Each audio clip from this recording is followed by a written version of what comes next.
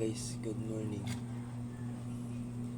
Panibagong kainan naman to. Bili ako ng ito, sinabaw na baboy. Kaya nga,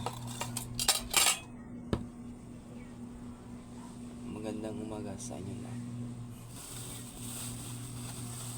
Ito, nakain ba kayo ng